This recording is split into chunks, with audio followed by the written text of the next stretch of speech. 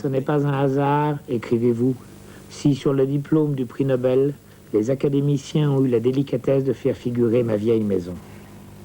Nous sommes dans cette maison, monsieur, que cernent ses charmilles, son vignoble, ses cyprès. Vous n'y êtes pas né. Ce n'est pas ici non plus que vous avez passé vos premières années, mais c'est ici que s'est fixée votre sensibilité. Vers ma 17e année ou ma 18e année, des circonstances de famille ont fait que nous y avons passé les étés, un mois de l'été, et ça coïncidait avec mon adolescence. Et c'est pourquoi je vous dirais beaucoup plus que Malaga est ma maison d'adolescence que ma maison d'enfance. C'est là que j'ai commencé tout de même à ouvrir les yeux sur la vie et au fond à connaître la solitude.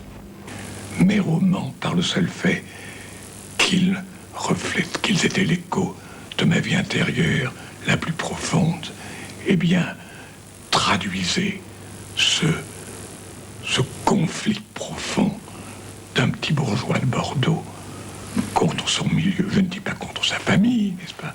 Évidemment, du moment que vous voulez avoir des documents sur moi, c'est que vous avez cette idée flatteuse que lorsque je ne serai plus là, on fera peut-être quelquefois des petits rappels, n'est-ce pas? En quoi je crois que vous vous trompez, parce que l'on recouvrira tout ça.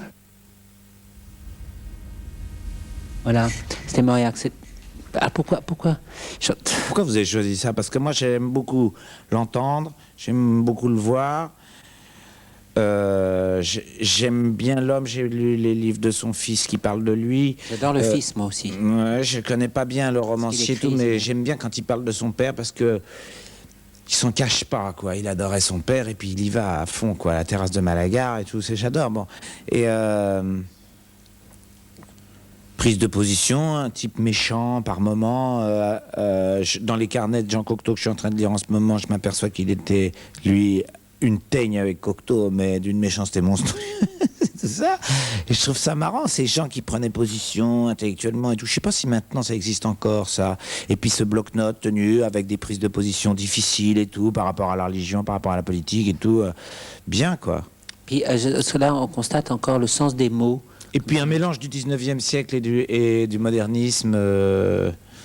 puisque, je veux dire, c'était un homme de médias quand même, et en même temps, on dirait vite quelqu'un de 1880, quoi. Je sais pas, avec des guêtres un peu. Et alors, il y a aussi un autre aspect. On arrive presque à la fin de cette émission, mais je voudrais quand même qu'on en parle. C'est cette idée comme ça des vies brûlées. Ava Gardner, finalement, elle a eu une espèce de vie brûlée, une vie d'une intensité absolument incroyable, et elle est finalement, elle est restée seule. Et puis ça va d'ailleurs. Eddie Sedgwick qu'on voit dans le clip d'Andy, Louise Brooks qu'on voit dans le clip d'Andy, tout ça c'est un peu la même femme. Vous voyez quand... oui, c'est un peu la même femme. Ces femmes qui ne... C'est-à-dire c'est à cause du mot d'Andy. Le mot d'Andy ne s'adresse qu'aux hommes, enfin ne s'approprie qu'aux hommes. N'est approprié, enfin, bon. N'est propre qu'aux hommes. Ou sale. Et donc...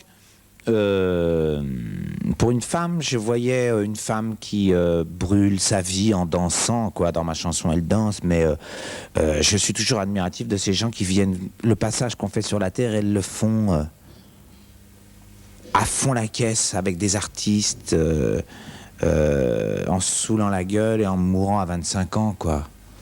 Et ça me fascine comme passage, quoi.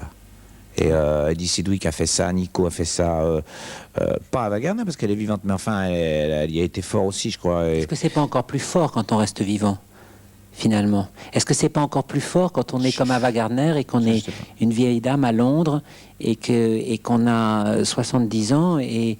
Oui, je ne dis pas que c'est bien, parce que c'est beau d'être une femme, d'avoir des enfants, d'être mariée, magnifique.